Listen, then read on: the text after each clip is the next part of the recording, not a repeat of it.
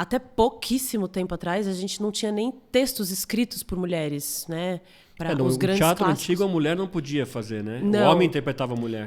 A mulher não podia nem ser atriz, né? O homem interpretava as mulheres. Agora, as mulheres virem a escrever, inclusive isso é novo na televisão, né? Novo que eu digo assim, de alguns, 20 anos, 20, é pouco. 30 anos, né? É pouco, né? Pensando na história do mundo. Então, se a gente for pensar, todos os clássicos de teatro, de cinema, são sempre pensados por homens. E um homem, por mais que ele tenha muita sensibilidade, quando ele vai escrever sobre uma personagem mulher, ele ainda está escrevendo um ponto de vista do mundo de uma pessoa socializada como um homem. Naquele estereótipo, né? O ponto de vista do homem sobre uma personagem feminina é de um homem socializado, criado dentro de um mundo machista. Sim. Então, acho que a gente só começa a ter essa mudança quando as mulheres começam a ocupar os espaços de escrita e direção, que eu acho que é um movimento novo. Sim. Eu, por exemplo, estou começando agora um projeto novo que é um espetáculo meu solo, de palhaça. E ele é escrito por mim e por uma outra dramaturga, dirigido por uma mulher, a trilha sonora é de uma mulher, a luz é de uma mulher, e tudo isso não é simplesmente porque eu quero trabalhar só com mulheres porque eu sou feminista. Não, é porque eu quero ter o ponto de vista de mulheres, porque é diferente. A sensibilidade, por exemplo, de uma mulher que vai fazer uma iluminação de uma cena né? em que você está nua, é o ponto de vista de uma mulher que entende aquele corpo, entende o que ela quer mostrar, e que é diferente de um homem. Quando ele vai dirigir uma cena, por exemplo, de humor, que eu vou falar uma coisa muito escrachada. Um homem vai rir de uma coisa, a mulher vai rir de outra.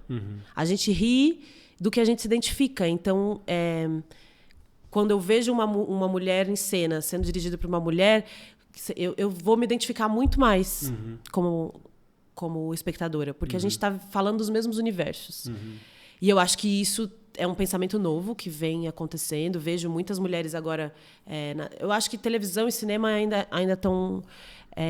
elas alcançam mais, né?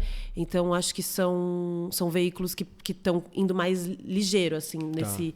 Hoje em dia, se você, por exemplo, vai fazer um filme sobre uma mulher e tem um homem dirigindo, isso já é questionado dentro da classe artística, assim, como que um homem como vai que ele vai dar essa visão? A gente já está questionando, assim como vamos falar sobre uma história sobre escravidão, sobre movimento negro, como que uma pessoa branca vai dirigir aquilo, nisso, se né? o que ela sabe sobre aquilo é teoria, né? Ela não vive aquilo na pele. Então, acho que essas discussões estão cada vez mais aparentes. Eu acho muito importante que venham cada vez mais. Sem dúvida, sem dúvida.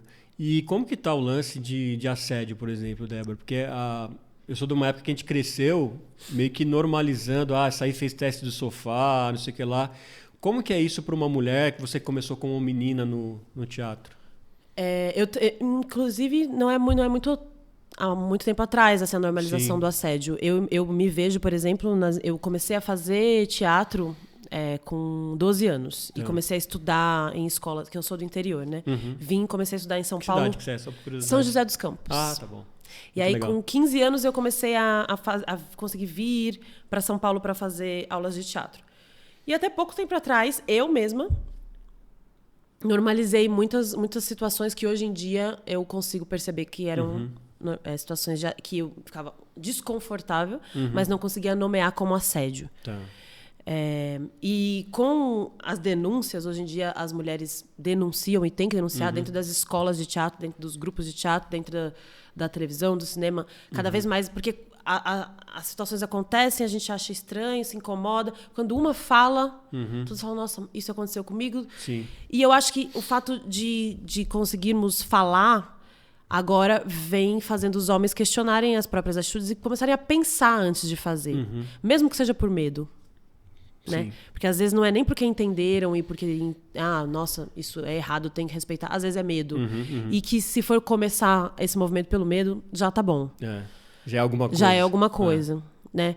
Porque eu vejo até hoje, assim, por exemplo, hoje em dia tô fazendo uma série da Netflix.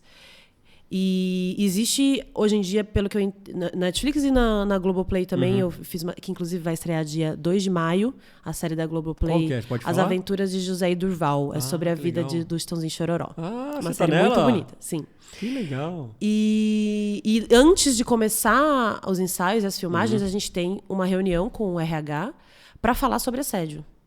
Assédio moral, assédio sexual dentro do set de filmagem. Sim. Então, isso já vem sendo trazido, assim, existe uma pessoa do Já RH estão antecipando isso. que você pode ir conversar se você sentir qualquer situação desconfortável. Então, eu acho que... Mas o que eu ia dizer é que mesmo com essa conversa, eu ainda vejo muitos homens dizendo, mas ele estava brincando. Era só uma brincadeira. Era brincadeira. Mas não consegue entender que quando você está num ambiente de trabalho e né, a gente está chegando num ambiente de trabalho, a gente tem que se colocar. Quando você se coloca, você está querendo conquistar um espaço de confiança. Se alguém brinca falando sobre a sua aparência física, isso te enfraquece, te deixa insegura, porque não é sobre isso que você está lá. Não é para isso que você está lá. E quando a pessoa te aponta isso, mesmo que seja de brincadeira, ela te enfraquece, ela te desrespeita, ela te diminui enquanto ser pensante, né? Porque você está ali para pensar, para falar, para se comunicar. Atuar. Né? Então, essas brincadeiras ainda são difíceis. Rola. Ainda rola. Poxa ainda vida. rola. Mas que bom que agora acho que essa parte do background ali, tanto da TV, das companhias de teatro, tá mais... Estão se preocupando. Estão mais assistidos, né?